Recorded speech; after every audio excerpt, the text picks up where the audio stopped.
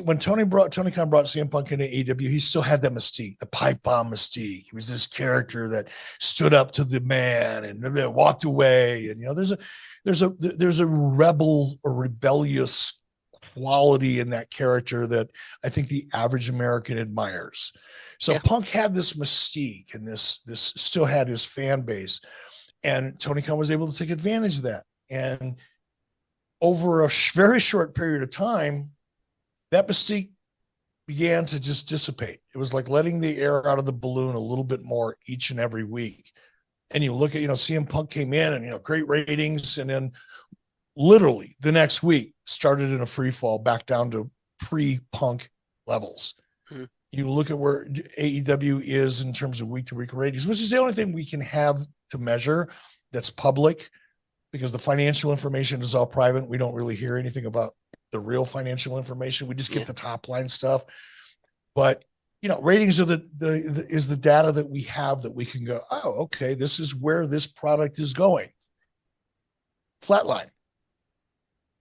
Shortly after CM Punk got there, flatline to pre-Punk levels. And I think that a lot of that has to do with people came, they were excited because of the aura and the mystique they saw, and they went, not so much. A little bit, but nothing special.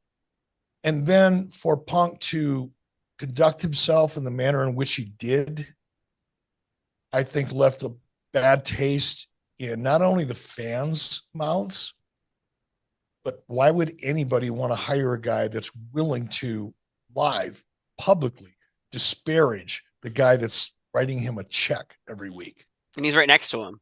Why he's right next to you? Why would anybody want to be in business with that guy?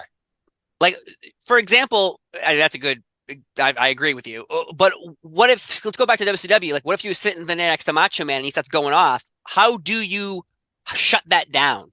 Do you just say, you just grab the microphone and say, no, we're not doing this. You grab your own microphone.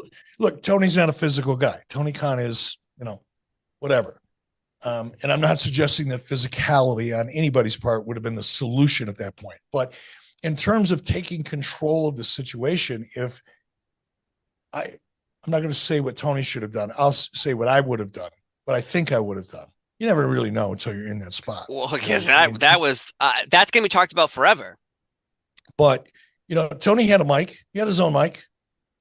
He could have grabbed that mic, stood up, and said, this conference is over. Thank you all very much. Shut down the audio. Boom. It's over. And then sort it out. But to sit there and be thrashed and filleted like a fish by a guy that you're writing a check to for more money, 5 times more money than he's really worth, is mind-boggling to me. And again, I'm stubborn in some respects. I think the most important quality that anybody has in life is loyalty and integrity above talent. And if someone would be that disloyal to me and show that lack of integrity, I would never want to be in business with him. I don't care how much money I can make, because it's going to be a short-term win. You're going to win for a minute and you're going to be sorry, because that's been the pattern, hasn't it? It's a well-established pattern.